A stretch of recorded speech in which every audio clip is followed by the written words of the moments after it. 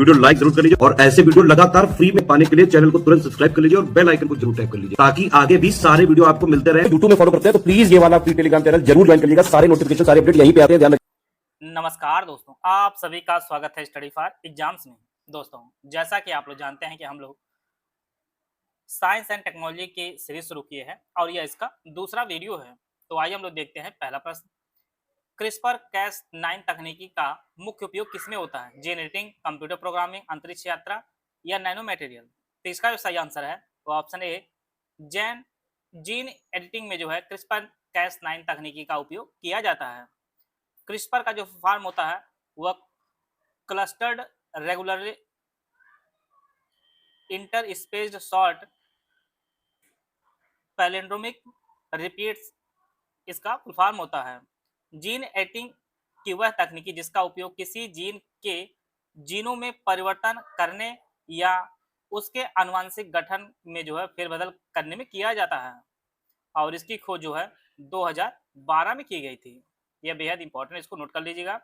और genome editing या gene editing तकनीकी जिसमें जीनोम में जो है लक्षित स्थानों पर आनुवंशिक सामग्री को जोड़ने, हटाने, बदलने की अनुमति देता है। तो यह जो क्रिस्पर केस 9 तकनीक का उपयोग जो है जीन एडिटिंग में किया जाता है और इसकी खोज जो है 2012 में की गई थी। ब्लॉकचेन तकनीक का सबसे प्रसिद्ध उपयोग किसमें होता है? क्रिप्टो करेंसी, खाना पकाने या कपड़े सिलाई में या खेलकूद में? तो ब्लॉकचेन तकनीकी का उपयोग किया जाता है क्रिप्टो करेंसी में। इसका जो ऑप्शन ए है वो आपका सही आंसर। ब्लॉकचेन तकनीक का सबसे प्रसिद्ध जो उपयोग होता है वह बिटकॉइन जैसी डिजिटल मुद्राओं, क्रिप्टो करेंसी के निर्माण में होता है। ए ऑप्शन इसका सही आंसर है। शुभांशु शुक्ला को किस महत्वपूर्ण अंतरिक्ष मिशन के लिए चुना गया है? गगनयान मिशन, आदित्य L1, मंगलयान 2 या चंद्रयान 3? तो इसका जो सही आंसर है वो ऑप्शन ए शुभांशु शुक्ला।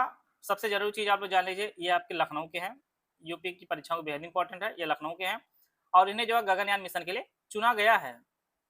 और जैसा कि आप लोग जानते हैं कि अभी हाल ही में जो है एक्सियोम मिशन 4 महीनों ने प्रतिभाग लिया है और यह जो है अंतर्राष्ट्रीय अंतरिक्ष स्टेशन का दौरा करने वाले पहले भारतीय भी बने हैं। और 1984 में राकेश शर्मा के बाद कक्षा में यात्रा करने वाले दूसरे भारतीय बन गए हैं। और इनका जो प्रशिक्षण अभी हाल ही में हुआ है यह जो है रूस में इनका प्रशिक्षण हुआ है अंतरिक्ष के लिए। और अभी हाल ही में जो है इन्हें अशोक चक्र भी दिया गया है 2026 में, अशोक चक्र भी दिया गया है। यह फैक्ट आप लोग नोट कर सकते हैं। भारत में अंतरिक्ष कार्यक्रम की शुरुआत किस वर्ष हुई? 1997, 1962, 1969, 1975? तो भारत में जो है अंतरिक्ष कार्यक्रम की जो शुरुआत हुई वह वर्ष 1962 में हुई। और यह जो है 1962 में डॉक्टर विक्रम साराभाई के नेतृत्व में शुरू हुआ जब सरकार ने भारतीय राष्ट्रीय अंतरिक्ष अनुसंधान समिति इंकोस्पार की स्थापना की थी। यह जो है 1962 में इसकी स्थापना की। बी ऑप्शन इसका सही आंसर है। चंद्रयान 1 मिशन का मुख्य उद्देश्य क्या है? चंद्रमा पर पानी खोज, चंद्रमा की सतह पर मानचित्रण, चंद्रमा पर मानव भेजना या सूर्य का अध्ययन? तो इसका जो सही आंसर है वो ऑप्शन बी चंद्रमा की सतह का मानचित्रण करना जो है चंद्रयान 1 मिशन का मुख्य उद्देश्य था। और चंद्रयान 1 जो है यह 2008 में जो है प्रक्षेपित किया गया था। इस सतह का जो 3D एटलस तैयार करना और रासायनिक खनिज मानचित्रण करना था, इसका कार्य था चंद्रयान 1 का। स्पेस डॉकिंग प्रयोग मिशन का उद्देश्य क्या होता है? 2 उपग्रहों को अंतरिक्ष में जोड़ना, चंद्रमा पर लैंडिंग, सूर्य के अध्ययन, पृथ्वी का अवलोकन? तो इसका जो सही आंसर है स्पेस डॉकिंग का जो अर्थ होता है यह 2 उपग्रहों को जो है अंतरिक्ष में, अंतरिक्ष यानों या उपग्रहों को एक दूसरे के साथ भौतिक रूप से जोड़ना या अलग करना जो है डॉकिंग काम होता है। स्पेस डॉकिंग उसे कहा जाता है। 2 उपग्रहों को अंतरिक्ष में जोड़ना या अलग करना इसका कार्य होता है। ये ऑप्शन इसका सही आंसर है। भारतीय अंतरिक्ष कार्यक्रम के जनक के रूप में कौन विख्यात है? सतीश धवन, विक्रम साराभाई, एपीजे अब्दुल कलाम या होमी जहांगीर भाभा? तो इसका जो सही आंसर है वो ऑप्शन बी विक्रम साराभाई को भारतीय अंतरिक्ष कार्यक्रम के जनक के रूप में जाना जाता है। इसका जो ऑप्शन बी है वो आपका सही आंसर है। देखिए, परीक्षा में आपके साइंस एंड टेक्नोलॉजी से 10 प्रश्न पूछे जाएंगे। कुछ प्रश्न आसान रहेंगे, कुछ क्वेश्चन काफी टफ रहेंगे। तो आपका प्रयास रहे सबसे पहले उन प्रश्नों को सॉल्व करने या उनकी संख्या ज्यादा करने की जो आसान रहे, उनको आप लोग बराबर रिवीजन करते रहिए। भारत द्वारा अंतरिक्ष में भेजा गया पहला उपग्रह कौन था? चंद्रयान 1, IRS-1A, इनसैट 1 या आर्यभट्ट? तो इसका जो सही आंसर है वो ऑप्शन डी आर्यभट्ट जो है भारत द्वारा अंतरिक्ष भेजा गया पहला जो है उपग्रह था और इसे जो है 19 अप्रैल वर्ष 1975 को जो है सोवियत संघ के कॉस्मोस 3M से प्रक्षेपित किया गया था। जो प्रक्षेपण वाहन था वह कॉस्मोस 3M प्रक्षेपण यान से इसे प्रक्षेपित किया गया था। स्पुतनिक यान था उसके द्वारा। यह डी ऑप्शन इसका सही आंसर है। राष्ट्रीय सुदूर संवेदन केंद्र NRSC कहाँ स्थित है? बेंगलुरु, हैदराबाद, श्रीहरिकोटा या अहमदाबाद? तो इसका सही आंसर है ऑप्शन बी, हैदराबाद में स्थित है राष्ट्रीय सुदूर संवेदन केंद्र और यह जो है हैदराबाद के बालानगर में स्थित है, बालानगर, और यह आपका आंध्र प्रदेश में है।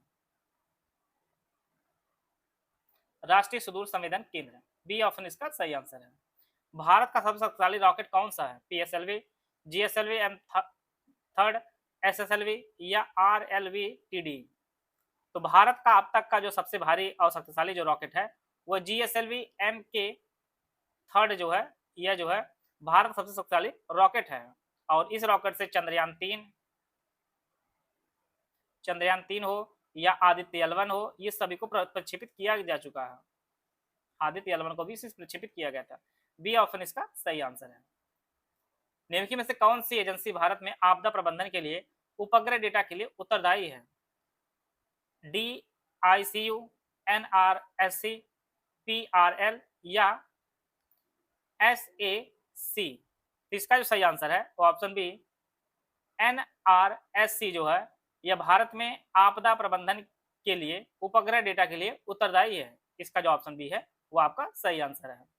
राष्ट्रीय सुदूर संवेदन केंद्र जो है NRSC जो हैदराबाद में है, यह जो है इसके लिए उत्तरदायी है। बी ऑप्शन इसका सही आंसर है। निसार बेहद इंपॉर्टेंट है, अक्सर परीक्षाओं में पूछा जाता है, आगे भी पूछे जाने की उम्मीद है। निसार उपग्रह मिशन किस दो अंतरिक्ष एजेंसियों का संयुक्त प्रोजेक्ट है? नासा या ESA, नासा या रॉसकॉम, इसरो या जाक्सा या नासा या इसरो? नासा और इसरो। तो इसका जो सही आंसर है वो ऑप्शन डी, यह जो है नासा और इसरो का जो संयुक्त पहल है निसार।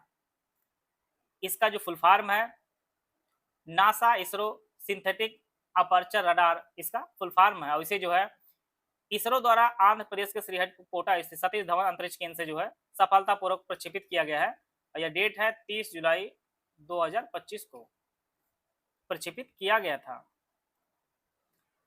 और इसमें जो है दो आवृत्ति के रडार, एक आपका L बैंड है, दूसरा आपका S बैंड है। L बैंड को जो है नासा विकसित कर रहा है। यह जो है वन आच्छादन, बर्फ और मिट्टी की प्रवेश कर सकता है और उसके जो अध्ययन के लिए उपयोगी। दूसरा आपका बैंड S बैंड, इसे जो है इसरो विकसित कर रहा है। इसमें फसलें, आर्द्रभूमियां और सतही विशेषज्ञ निगरानी करेगा। यह जो है पृथ्वी के अवलोकन का कार्य करेगा। तो यह जो है नासा और इसरो का संयुक्त पहला आपका निसार है, बेहद इंपॉर्टेंट है, इसको आप लोग जरूर नोट कर लीजिएगा। UPPSC pre 2026 complete foundation course दोनों भाषाओं में उपलब्ध है।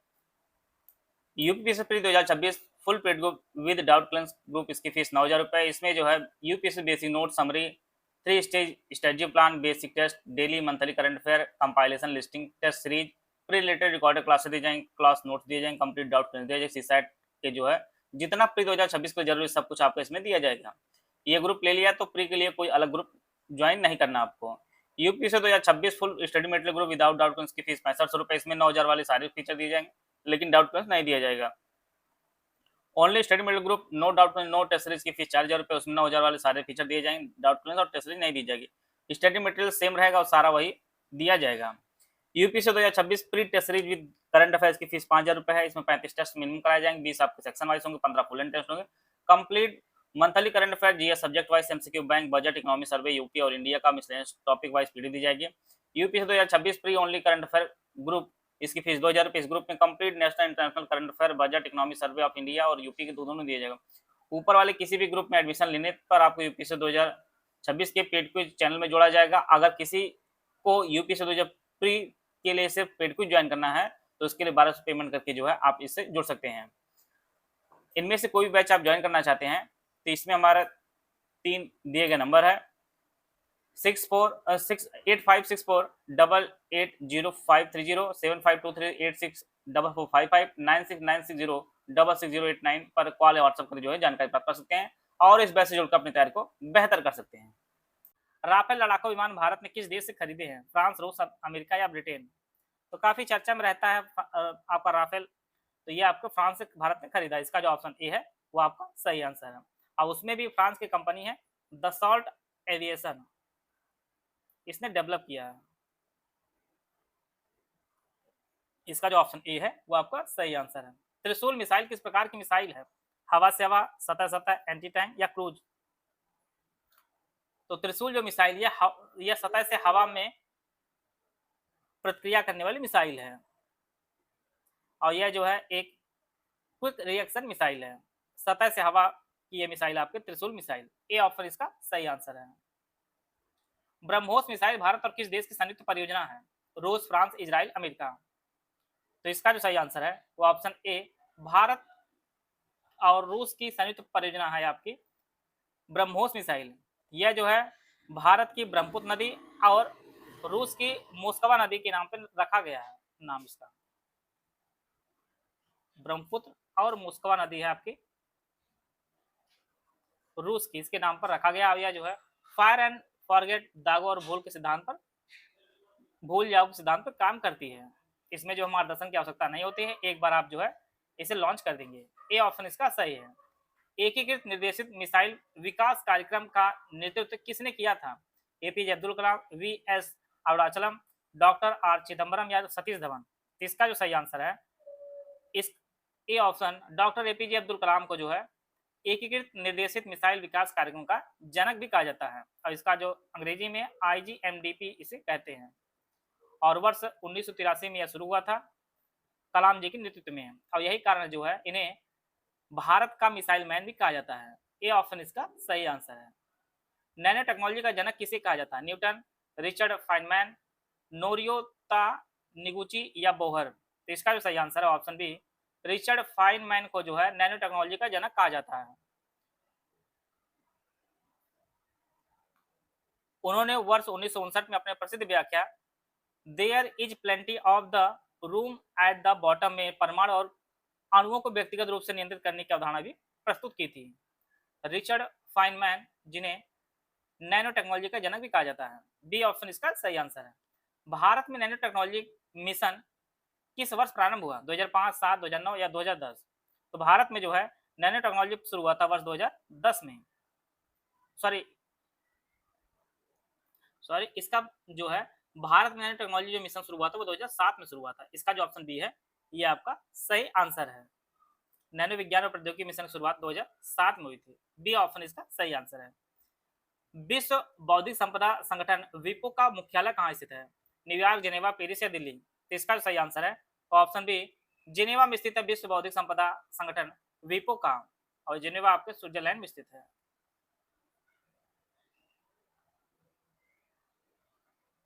स्विट्जरलैंड में जो है स्थित है विश्व बौद्धिक संपदा संगठन। बी ऑप्शन इसका सही आंसर है। भारत की राष्ट्रीय बौद्धिक संपदा अधिकार नीति नेशनल आईपीआर पॉलिसी कब जारी की गई? 2013, 16, 2019 या 2022?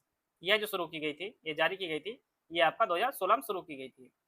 भारत की राष्ट्रीय बौद्धिक संपदा अधिकार नीति जो है यह 2016 में जारी की गई थी। इस प्रकार जो है आज हम लोग 20 प्रश्न कवर कर लिए हैं। आप लोग कमेंट बॉक्स में बताइएगा 20 प्रश्न में आपके कितने प्रश्न सही हुए हैं, कमेंट बॉक्स में बताइएगा। मिलते हैं नेक्स्ट वीडियो, तब तक जय हिंद, जय भारत।